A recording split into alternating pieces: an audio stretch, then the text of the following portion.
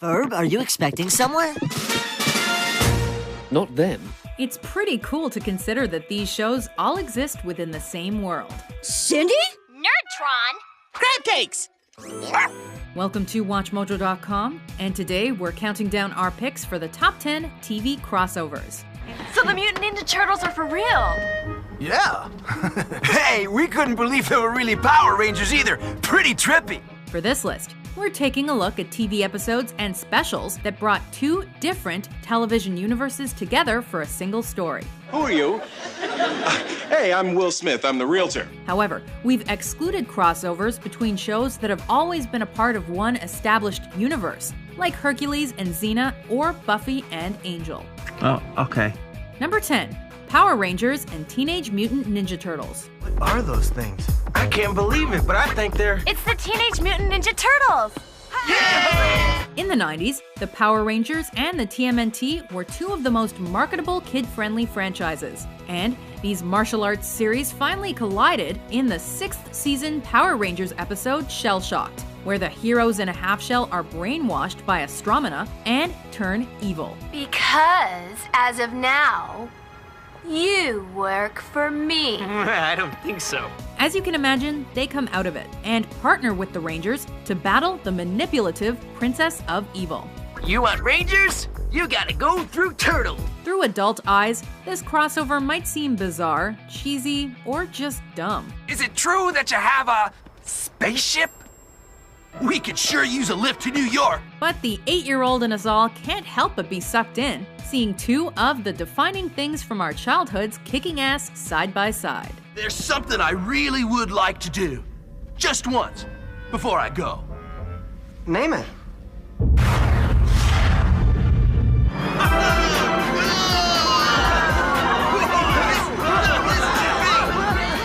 Number 9, Phineas and Ferb meet the Marvel Universe. Man, that kid's got a weird-shaped head. The episode Phineas and Ferb Mission Marvel is one of the most randomly awesome crossovers to come out of Disney since Kingdom Hearts.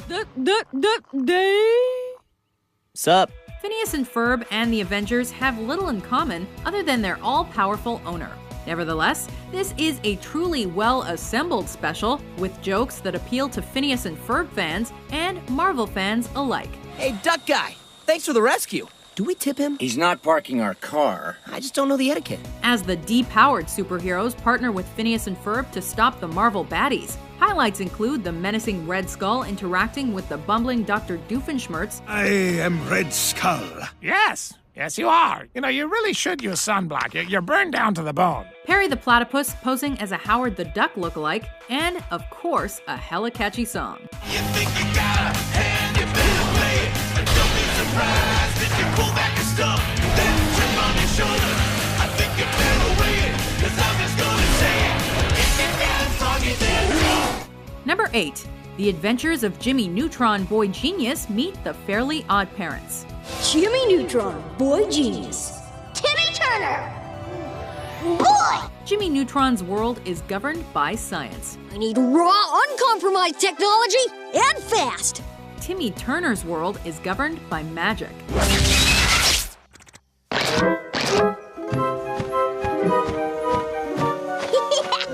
You were right, Cindy. Mutating stuff is fun. In the Jimmy Timmy Power Hour, these Nickelodeon icons learn that they are not as different as we might imagine, with science projects and fairies and mistaken identity as the order of the day. Now that I have this magic pen, I am... Magic? Are you nuts? There's no such thing as magic. With one series utilizing traditional animation and the other employing computer-generated animation, this TV movie has leeway for a lot of inventive imagery. Hey, what are you doing in Fairy World? Well, some lunatic sucked me into your computer simulation. What lunatic? Seeing Jimmy and Timmy out of their comfort zones particularly makes for some inspired comedy as they attempt to return home and restore order to the Tooniverse. That's probably because you're imperfect prototypes. Well, she might not be perfect, but she's the one who said yes. Aww. Hey! Number 7. The Fresh Prince of Bel-Air meets Different Strokes and The Jeffersons. At night, you can hear the wailing of the dead. what you talking about, Will. The final episode of The Fresh Prince of Bel-Air not only saw the departure of the Banks family, but also the return of some other beloved TV families. With the Bel-Air mansion up for sale, several familiar faces dropped by for the Banks open house in the episode I'd Done. We have a buyer! Over 10 years after going off the air, Arnold Jackson and Mr. Drummond from Different Strokes reappear to check out the home and deliver some classic one-liners. Let's check out this fly pad. I could get used to living in the lap of luxury. You know, Arnold, those things were a lot funnier when you were still a little child. The Banks' residence ultimately goes to George and Louise Jefferson, though, who are ready to move on up once again. George, I like it. Oh, yeah, and let me tell you, next door, ooh, the girls, man, bikinis, all that. They got a regular Playboy mansion jumping off over there. Memorial Day, it all comes off. You know what I'm talking about? You know what I'm talking about? Number 6. Full House meets Family Matters. How annoying could one kid be? Honey, I'm home! Steve Urkel not only stole the show on Family Matters, but also this episode of Full House. Well, it's a pleasure to meet you, Michelle. Why do you talk like a Mickey Mouse? In San Francisco for a science fair, an unwelcome Urkel visits the Tanner household. It only takes a couple of minutes of cheese talk until Jesse and Danny decide that they've had enough. You can't go in there because we're out of cheese. Oh, no problemo. I'll just pour a glass of milk and wait for it to curdle. After he teaches Michelle about money matters, Urkel does pass on some insightful advice to Stephanie, who's insecure about her new glasses, which she never wears again anyway. The only downside, why didn't Urkel and Kimmy Gibbler share any scenes? They were totally meant for each other. And it's a strut, and it's cool, and it's a strut, and it's cool like that, see? Very inspiring. All right. Number 5. Friends meets Mad About You. Hi. Okay, will that be all? Before Lisa Kudrow landed her iconic role as Phoebe Buffay on Friends, she was best known for playing the ditzy waitress Ursula on Mad About You. No. How come you're working here? Right, yeah, because it's close to where I live and the aprons are really cute. Since both shows were airing around the same time, the producers decided to make the characters twin sisters. You have not changed. Yeah, you too.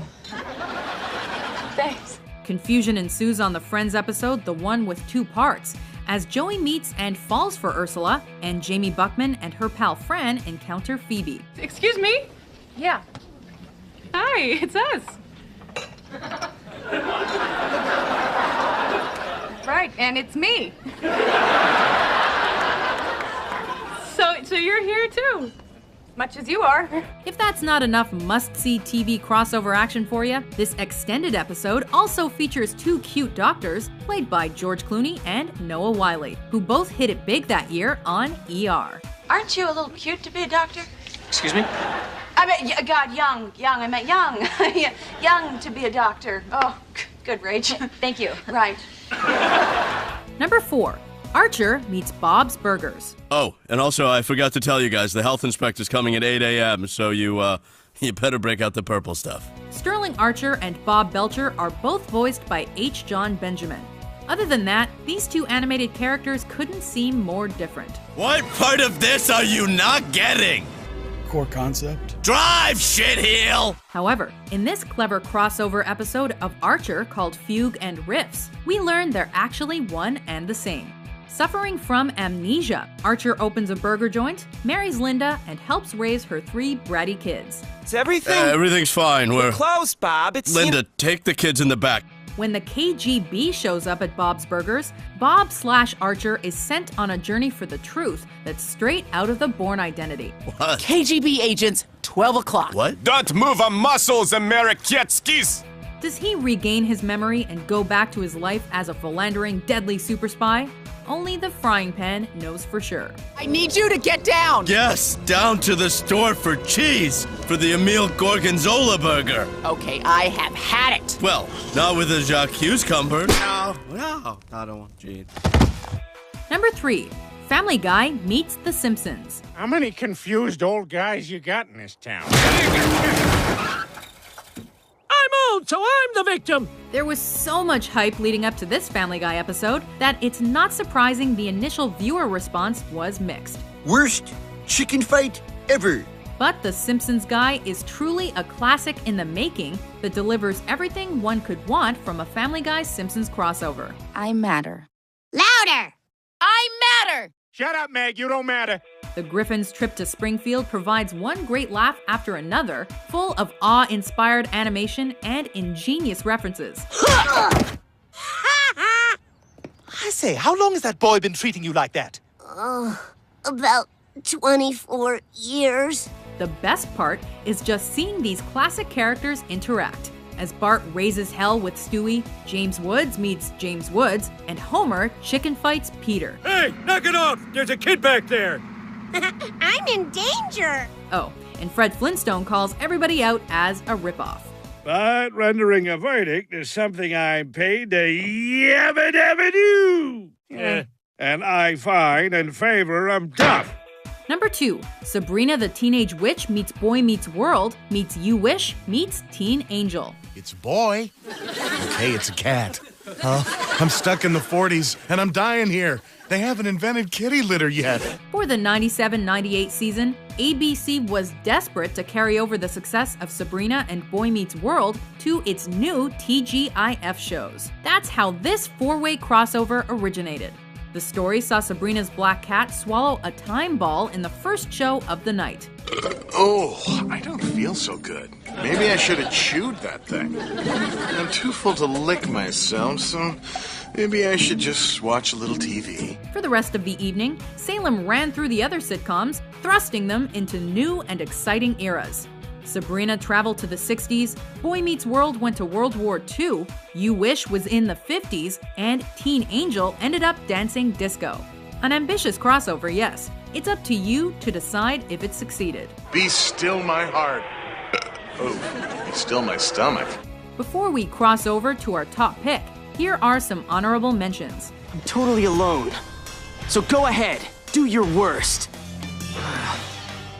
Maybe we can help each other. What are you gonna do with those papers? Making out my will. What, are you dying? Well, eventually, you know. We all gotta go. Not me. What do you mean? What, you know somebody? Cryonics, Paul. The big chill. You know, I like this car. You never let me drive it. This is a special situation here. Oh, yeah, okay. I'm your brother, and he's a complete stranger. Okay, got it. I feel a little woozy. Oh, drink it off, sweetheart. Drink it off, sweetie. What you saw was large, right? Maybe 7 to 8 feet tall when it stood up on its two legs, and it was covered in fur, and had glowing red eyes and claws. Claws sharp enough to gouge the wood off that front door. You're not serious. And dare I forget teeth. Number 1, The Jetsons meet the Flintstones. Hold still, Dino!